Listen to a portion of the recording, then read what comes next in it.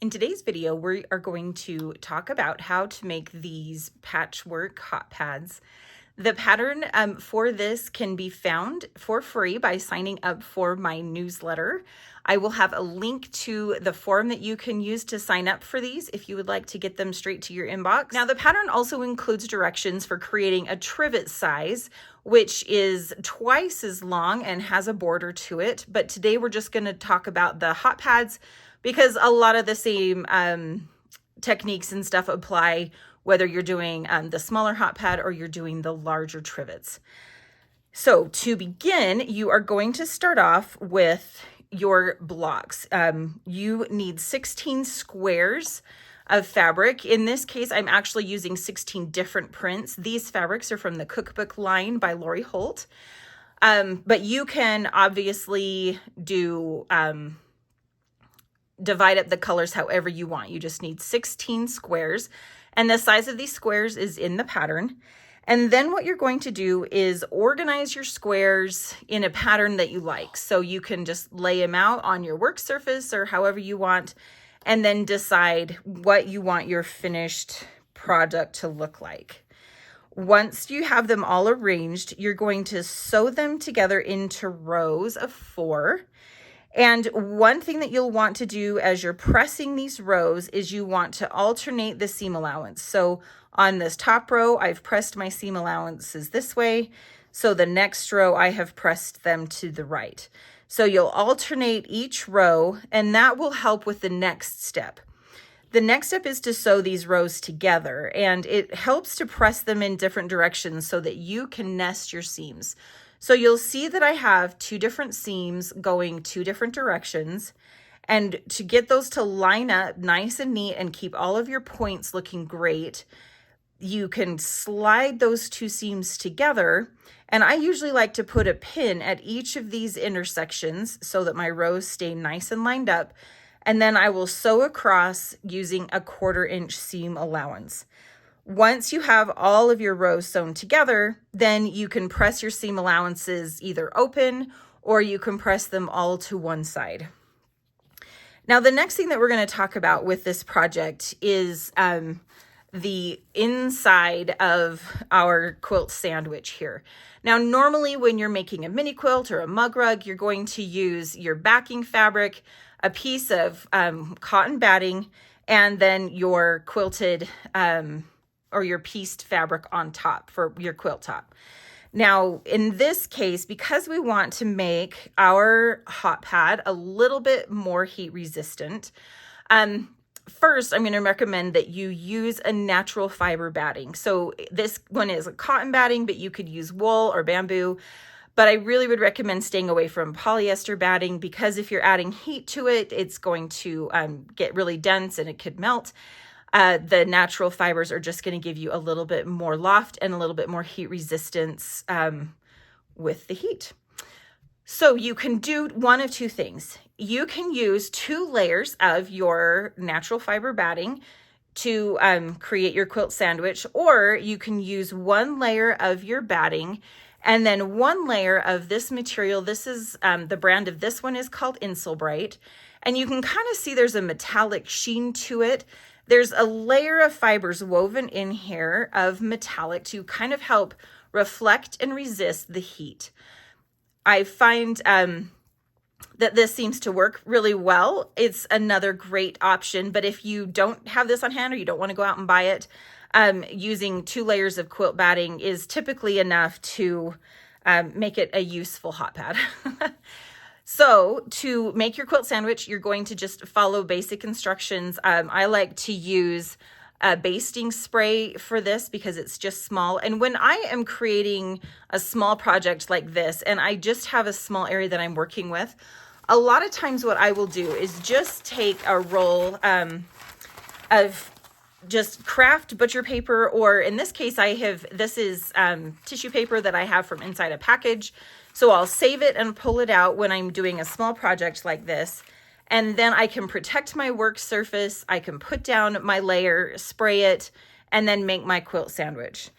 I like to have my backing fabric then my batting, then my Insul-brite. And if you pay attention to the directions on your heat resistant batting, the Insul-brite in this case, it does have instructions and recommendations for what side is up and what side is down and that kind of thing. So you may want to read through any directions or tips that it might have as far as making the best use of it in your project. So once I have all of my layers together, obviously the next step is to quilt your project. So in this case, I have taken half square triangles in the size of my patchwork squares, and then I have arranged them to kind of create this design. And in the pattern, I will share how many of each block to make and kind of an easy way to get all of these certain numbers of squares together. But for now, we're just going to treat them like just a regular patchwork one. So you're going to add your quilting. Now, when it comes to this quilting, you'll notice there's a lot of loft to this because you have those 2 layers of batting inside the middle of it. So you want to increase your stitch length a little bit, and you want to make sure that you're going slowly to make sure that nothing is getting shifted around. And you do want to baste this really well because of the loft and because there's so many layers that you're stitching through when you quilt. Once you have it quilted the way you like, the next step is to take the template to round the corners, and you're going to just lay it on top of your quilt sandwich. So I will take some pins and pin this in place, and I'm just making sure that my straight sides are lined up as well as I can. And then I will just use a pair of fabric scissors, and I will round and trim all of the edges to this shape. Once I have that done, then it's time to bind.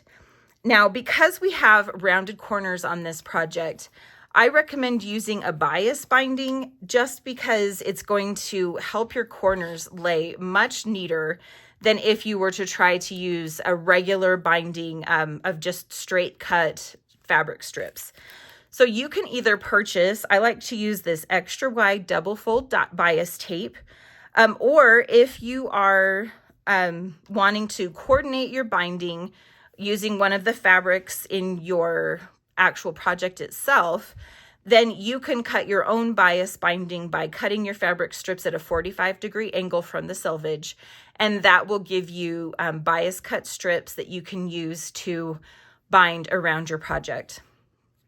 One last tip that I have as you are putting this together is if you want to have a little tab for hanging your hot pad, just cut a small section, and I think I cut this one about 5 inches long, of your bias tape, and sew the 2-fold side of your bias tape shut, and then you're going to fold it in half and attach it to the back.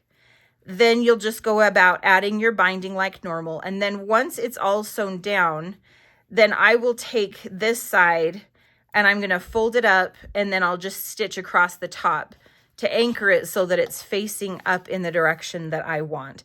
So I have this all sewn down to the front, and then I am going to hand stitch down this binding to the back. Now I did cut this a little wider than I probably would have. Normally when I'm cutting my bias tape, my own fabric strips to make the bias binding, I will cut them to 2 inches wide, and this is 2 1/4 inch, so it's a little bit bigger than I normally like. But it gives me a nice good edge, and I just will hand stitch this down because it's so much wider than the front. I don't want those stitches to show through onto the front, but then it will give me a nice clean edge all the way around for my completed project. Now, if you are making the trivet, you are going to follow all of these same steps, only your pattern piece is not going to fit the whole thing. It's going to be bigger and longer than this square.